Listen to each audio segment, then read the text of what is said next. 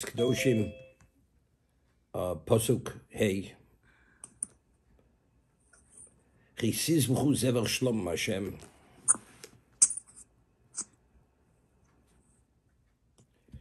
If one brings a peace offering to Hashem,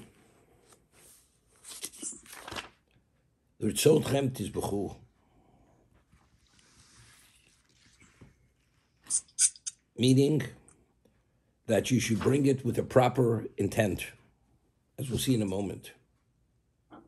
Now, the law is every korban has its time period which you eat it. For instance, we discussed in the past the two levels of consecration regarding a sacrifice that goes on the mizbeach, on the altar. There's a level of consecration it's called kodesh kadoshim. It's the more advanced level of consecration. And that level of consecration, only a male Kohen is permitted to eat of that sacrifice. And the time period which you eat it, if it's korban, which is eaten, is a day and the following night. For instance, a burnt offering is not eaten at all. It's totally consumed on Mizbeach, except for the hide, which is given to the Kohanim of that particular family that officiates that period of time. The sin offering, only the male Kohanim are permitted to eat it. It's eaten a day, the day that it's slaughtered, and the following night. An osham, a guilt offering, is eaten the day and the night. A meal offering, the palmful is sacrificed on the Mizbeach, and what remains of that meal offering is eaten only by the male Kohanim. That's kodesh kadoshim. That's the more advanced level of consecration for the Mizbeach. Now you have kodesh kalim. You have a consecration which is not advanced in its level of intensity of sanctity. That is the peace offering, which not only are the female women, Kohanim, permitted, the wives of the Kohan permitted to eat, but even the ordinary Jew is permitted to shlomim, the portion which is meant to be his portion, as long as he's in a pure state.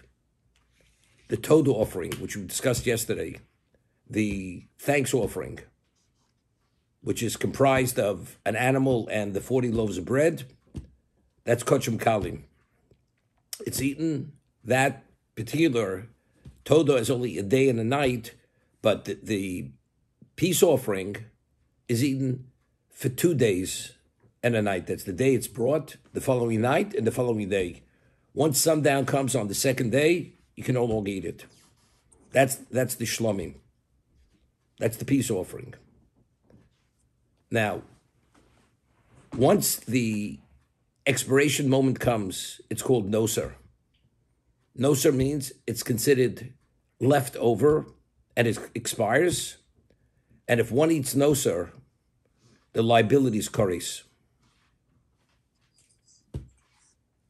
Now, there's a Torah provision to leave a korban, which is meant to be eaten or meant to be sacrificed, to the point where it becomes nosar. You're supposed to either consume it or it has to be sacrificed before that moment comes. And if you leave it over, it's considered a negative commandment. You're not permitted to leave it over. The Korban Pesach, the Paschal Lamb, is kodesh kalim. It's the lesser degree. However, it's also eaten, is an argument, is it till midnight of the night of Pesach, or is it till dawn? That's a question by the Paschal Lamb. It becomes nosar once you reach the point where you're no longer permitted to eat it. It becomes nosar. And if one eats nosar, the liability is kares. Now, this is something unique and novel concept. What about when the Kohen brings the korban and he slaughters it? He slaughters it with having in mind that it will be eaten not at its proper time. He will eat it beyond, let's say it's a day and night, he will eat it beyond that period. Or if it's 2 days and night, he will eat it beyond that period of time. or he has in mind when he slaughters it that he will sacrifice it or sprinkle the blood, not at its proper time. This is called pigul. Pigul means that he has an improper thought at the time of the service when he does actually officiates. Or what about not in its proper location? He will sprinkle the blood not in its proper location, not only not in its proper time, or sacrifice not in its proper location, he will sacrifice it elsewhere, or he will eat it elsewhere. And he has this in mind when he does the shechita, when he does the slaughtering, or when he transfers the blood, he has in mind he will sprinkle the blood not in its proper location, not at its proper time. The korban immediately is invalidated. It's called pigul, and if one eats pigul, although he never carried that out, he ate in its proper time, he did everything in its proper location, proper time, it becomes pigul. The korban is invalidated. However, there's a halach difference that if you eat pigul, where it's chutz lizmano, you had in mind not to do it in its proper time, it carries the liability of koris. If you have in mind that it will be sacrificed or the blood won't be sprinkled in its proper location, then it's invalidated. But if you eat the korban, the liability is not as severe. It's not koris. It's only a negative commandment. It's not koris. But here we find that even with the thought of having in mind not its proper location, not its proper place, that's enough sufficient. If you have that in mind at the time of the service, this actually invalidates the korban and it assumes the level of pigul. And that's what we're speaking about right now. When you bring the korban, it has to be brought litzonchem tizbechu. It has to be brought with a proper intent. Rashi says, litzonchem tizbechu. First, let's start at the beginning of Rashi. Chisizbechu. Lo nemra parshazu el lamed shlo teis vichoson el amnas li ochel b'toch hazman hazeh. That when you do the slaughtering, the Kohen has to have in mind that it will be eaten within its proper time, its proper time period. Because if this pasuk has come to teach me that a shlom is eaten for 2 days and a night, we already had mentioned this earlier. It already gives us the time period in which it's eaten. So evidently it's not the time period, but rather the intent when you officiate to have in mind it should be eaten in its proper time. Initially when you slaughter it, you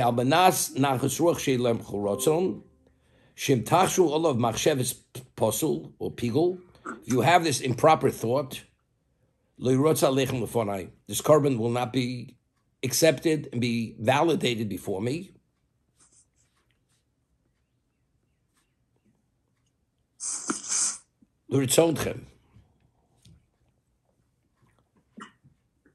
Okay, now a little further. On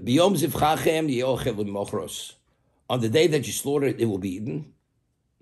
Umi mochros, and the next day. Shlomim, as I mentioned, the time period which it's eaten is 2 days and a night. The day that it's slaughtered, because the korban could only be brought during the daytime, the following night, and the next day until sundown. Vanosar ad yom hashlishi. And what's left over, when do you burn it?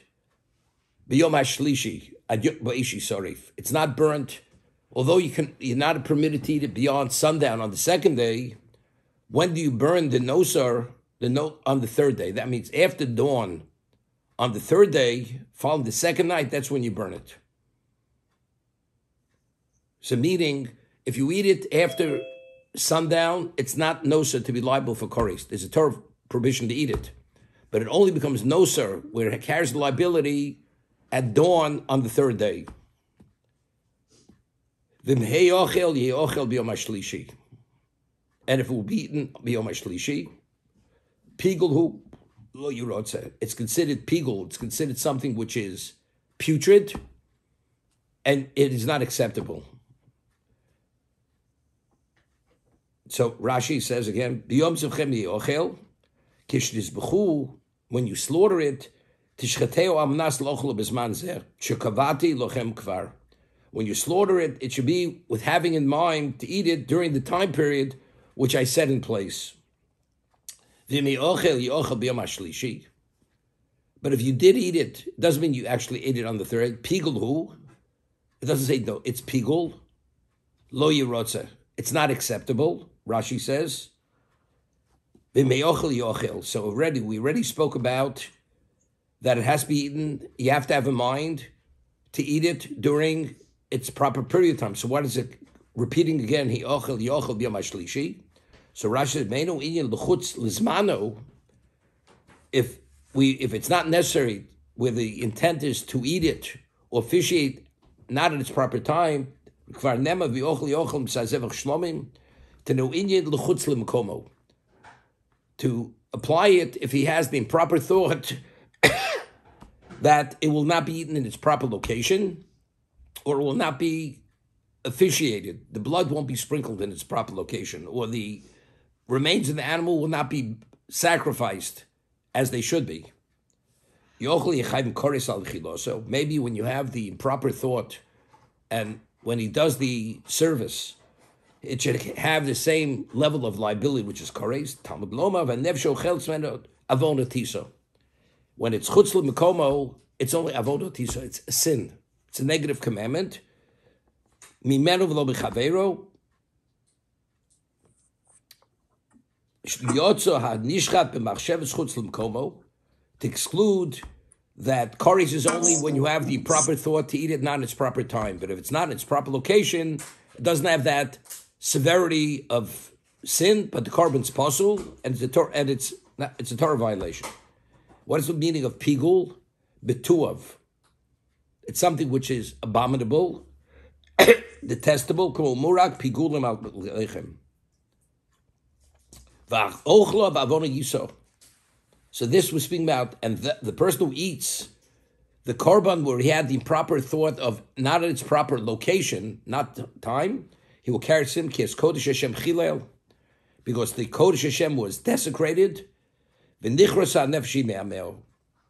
the person who eats of it will be liable for kores. Okay, so we have this law of pigul. In actuality, when he officiated in the actual service, it was done correctly. But since he had this improper thought when he's doing the service that it should not be eaten at its proper time or its proper location, that thought alone invalidates the korban. The korban is invalidated, and depending on what that improper thought was, it'll determine whether it's kores, if you eat it, or it's just a Torah violation. But in either case, the korban is invalidated. Although he ate it in its proper time, and he sprinkled it, he did everything in its proper location. Okay, that's the law. Now we're going to discuss today, when we learn about Mitzvah, pigul, as we said, it's a machshava, it's a thought.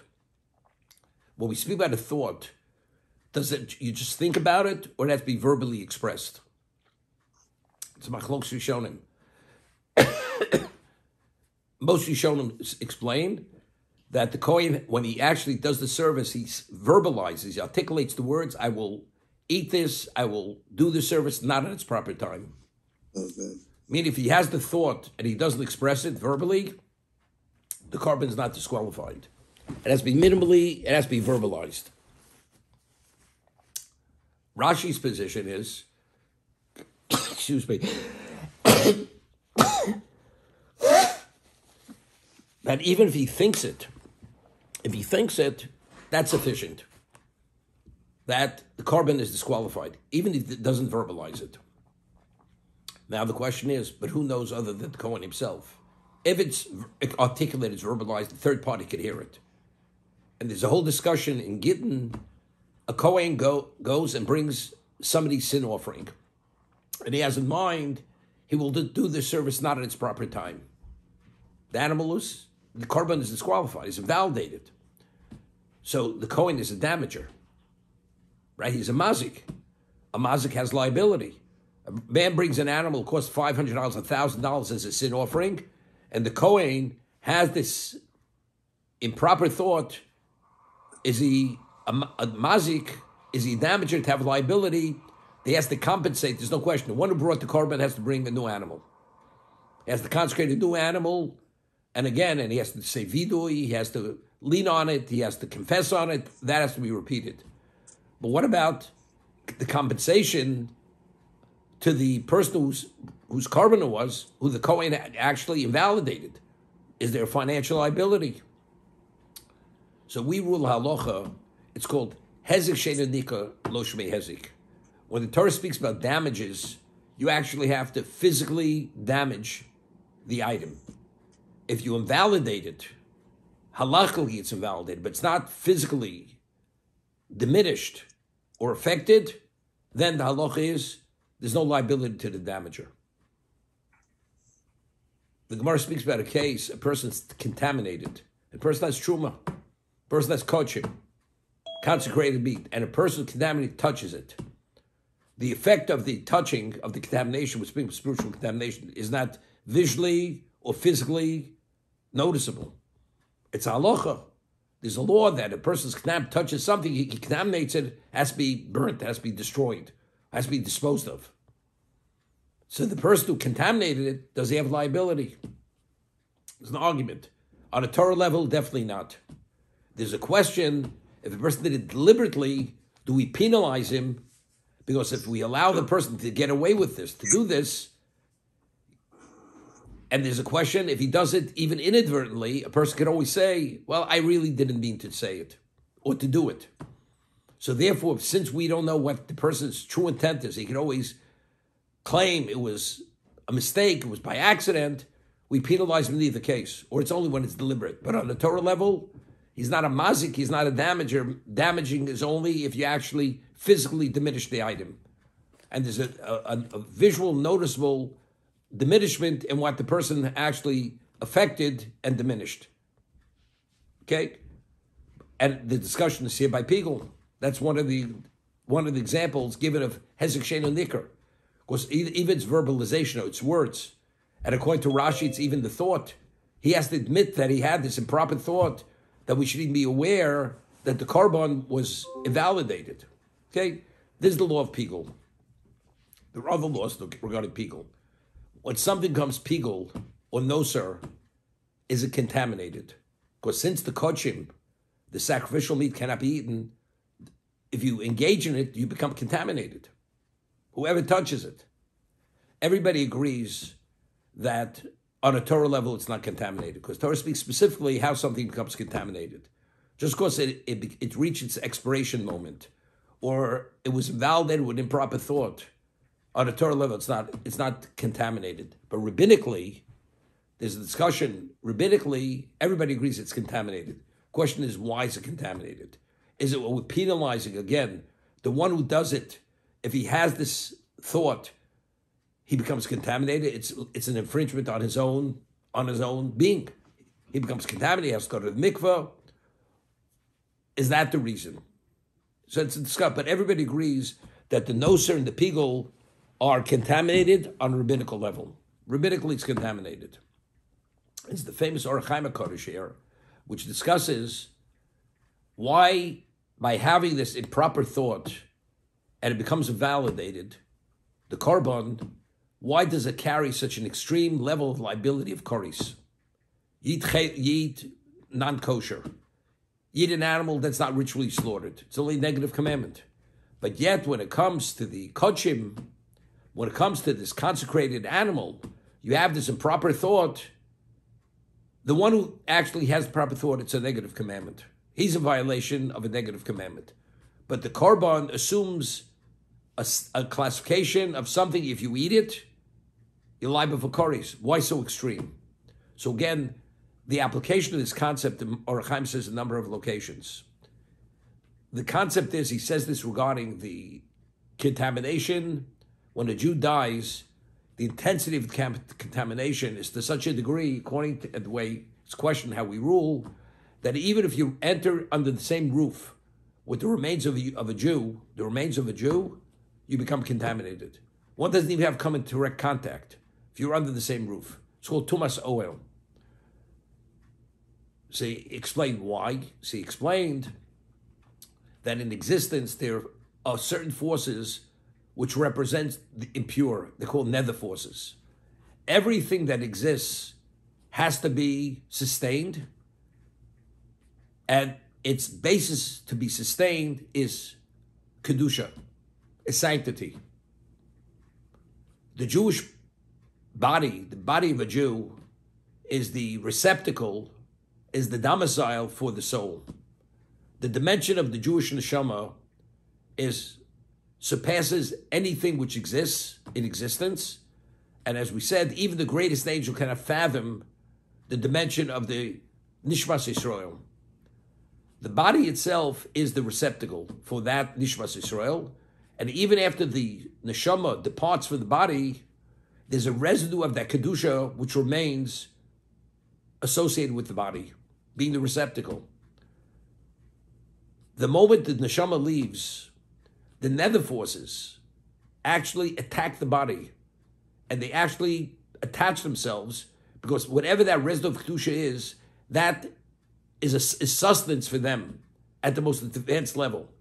So there's such an overwhelming level of nether forces which attack the body, therefore it generates this intense level of impurity because of the degree of kedusha which initially was in part of the body itself, associated with the body. So he says the same thing. When you consecrate an animal for the Mizbeach, what is that level of consecration? It allows you to bring it on the Mizbeach, which is Korban Lashem. It has a sanctity that it's worthy, it's a level that is being brought for God. This is the most advanced level of Kedusha. And because of the level of Kedusha that it has, therefore it brings about many positive things.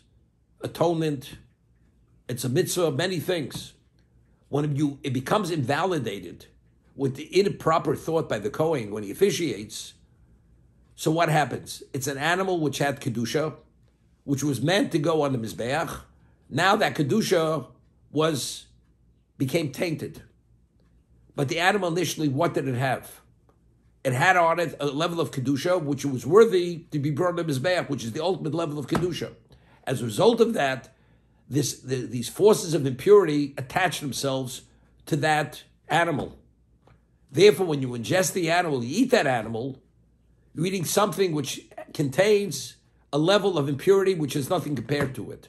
As a result of that, that's the reason why that if you eat it, the liability is kares, more than the non-kosher species or an animal that was just not richly slaughtered, because that's not the basis for the impurity.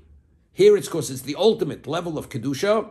Once it cannot be utilized, but it had that kedusha.